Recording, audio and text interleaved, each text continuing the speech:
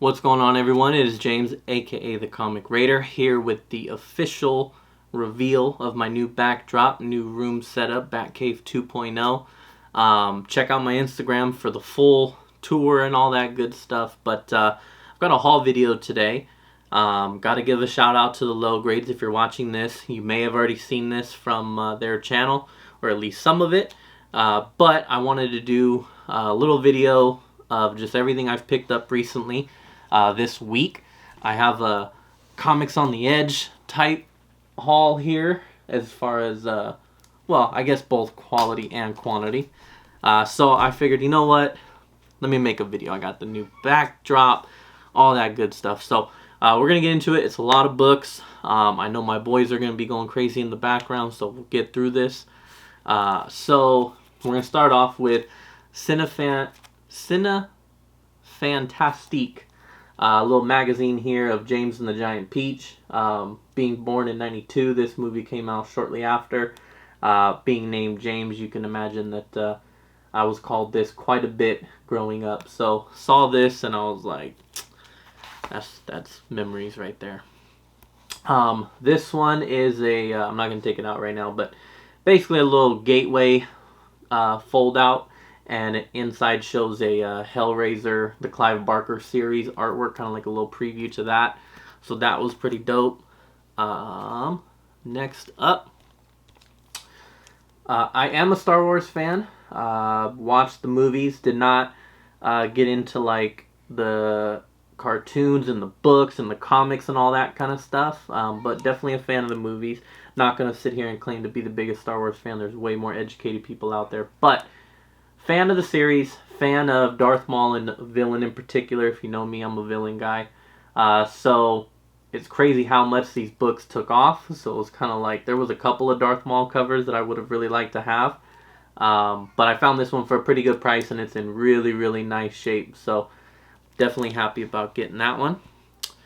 The next grip of books is basically going to be all Daredevil, so I won't spend too much time on these, but I've got a huge run here, just trying to fill this up.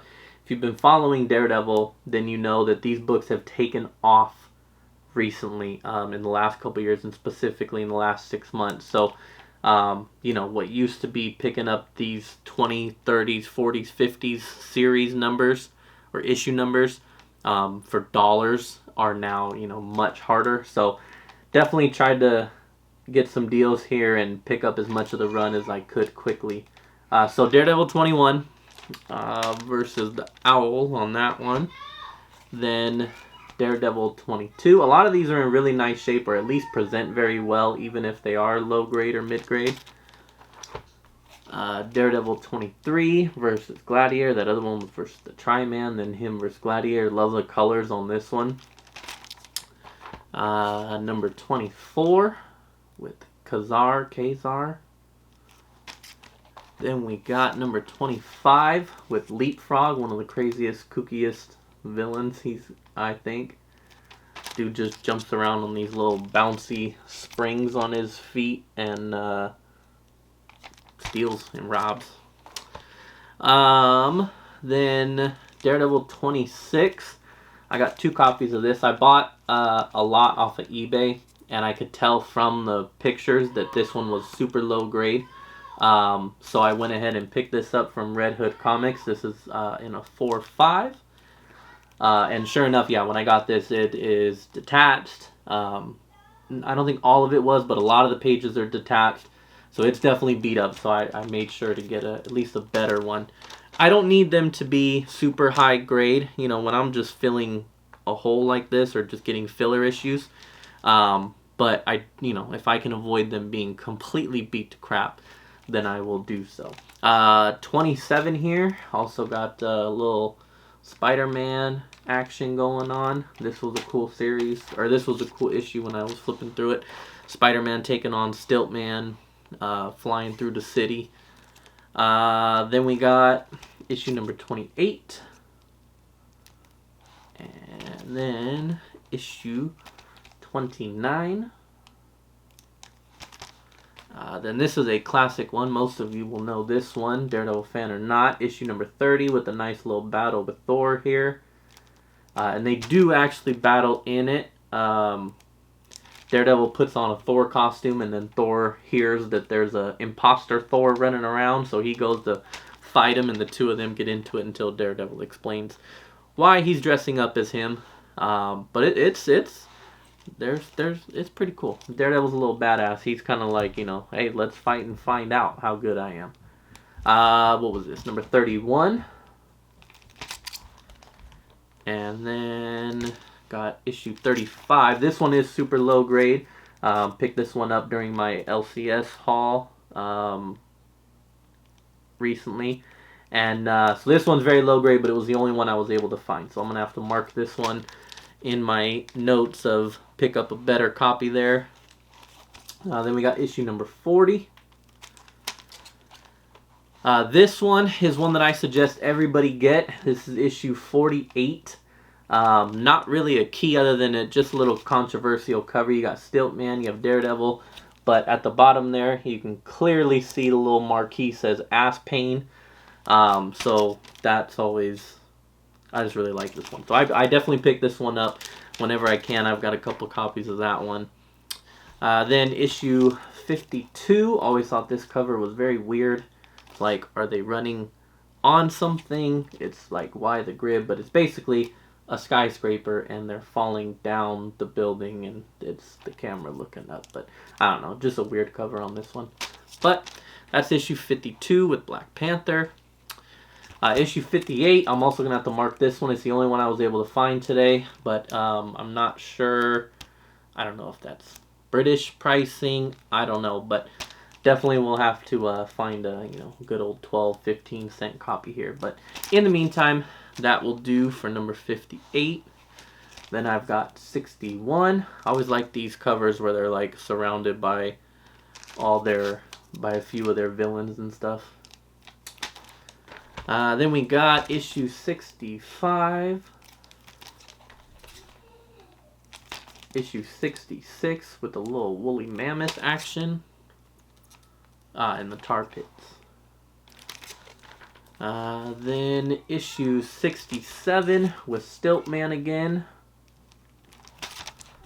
Then we've got issue 69 with Black Panther again. Oh, you can hear the boys fighting. Issue 72. Issue 75. We've got issue 78.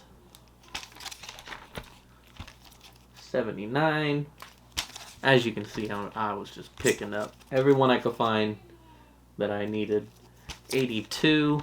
I do have 1 through 20 for anyone who doesn't know that yet. So now it's pretty much just filling everything past that. I will say I'm extremely happy that I completed that issue 1 through 20 a couple years ago. Or this year. Yeah, about at least a year or two ago. Because now it's just ridiculous. So now I just have to pick up everything else. Alright, so this is the last one, issue 102. Tried to kind of stick to under the hundreds, but saw this one and I thought, oh, that's pretty cool. I'll take that one. So pretty much, yeah, I mean, I don't know, what is that? 10, 20, well, more than 10. 20, 30 issues, all under 100, so, except for one. So, alright, now we're done with Daredevil. We're going to get into some underground comics. This is Cocaine Comics number 2. Picked this one up for obvious reasons, just pretty dope cover, pun intended. Also put some respect on my name. If you go on TheComicRaider, scroll way down, you'll see in 2018 I was one of the first people to post about the new Guardians 2 with Snowflame. Now I see everybody posting it all the time and all that good stuff. And so just saying, I was one of the early ones to get on that hype. I started that hype train. No, I'm just kidding. I didn't start it, but anyway, so picked this one up, and the reason why I'm not an underground comics collector, but was going through the box because if you've seen the low grades, then you've seen the homie Robert Comics on the Edge tell you about funny aminals.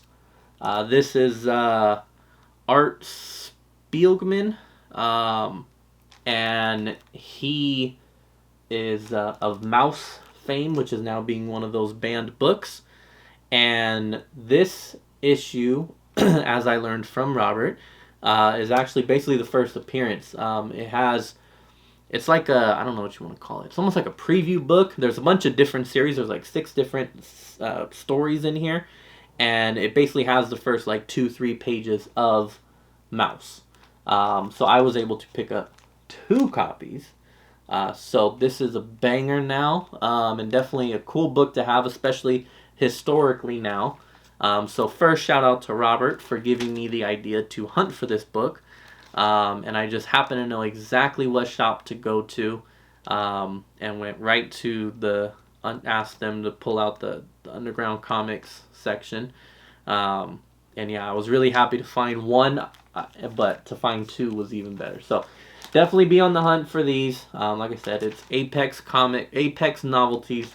You'll find this in the underground comics section if your LCS has one. And this will be a book that, like I said, you should get. And again, can't give him enough credit. Shout out to Robert for putting me onto that one. I am not taking credit for that whatsoever. He put me on. I just went and hunted it. Now we've got some classics here. Iron Man 150 classic cover with Doom, and a classic battle inside of the 2 of them. And this thing presents really, really well. It's got some big spine ticks. It's a thick book, so it's got some big spine ticks here. But as far as the rest of the cover, I mean, this thing is beautiful. Now we've got Fantastic Four 29, just an early Fantastic Four book. It started on Yancey Street. If you know, you know why I had to get this one. This is definitely in true low grades fashion. This thing is low grade. It is beat up. But, hey, early Fantastic Four, I can't beat that. Early Watcher appearance. Next up, one of my favorite covers that I've never found. Found it, had to get it. Second appearance of Black Manta. I'm a huge Black Manta fan. And this is just one of the coolest freaking covers ever. So Aquaman 42 is the issue number. This is second appearance of Black Manta. Like I said, I'm a villain guy, and yeah, this is badass. This is just a sick cover. This is a true banger right here. I mean, these last few were the bangers. We're down to the last 2 books here, so bear with me. Amazing Spider-Man 62. Spider-Man and Medusa from Inhumans. I have passed on this book many, many times, and I refused to pass on it again. This was at A1 Comics. It is 8.0 is what they have it rated at. This thing is beautiful. I mean, it is in great shape. It appears that it has already been pressed. I mean, I do see a couple of creases on the spine still, but they do have, there's 2 sheets, you're not going to see it, but there's basically 2 sheets of paper, the type of paper that people use when they're pressing, one under the cover and one at the staples mark, which tells me that someone pressed this book before. But I'd say, I don't know if they cleaned it. I'll probably send this in, maybe just to get an extra touch up. But yeah, this thing is crazy condition. So, and just like I said, just a great cover, great book to have. Very excited to finally get that and to not pass it up. And now the piece de resistance. This is a first for me. I'm so excited to have this. I'll give a shout out to Ross, Panel Surfing, even though I hate giving him shout outs. But you know, he's a big collector of this type of stuff. And you know, he kind of helped push me into like, that'd be kind of cool to maybe have some of those. I probably would have picked this up regardless. But I do appreciate it a little more now. But Action Comics number 69.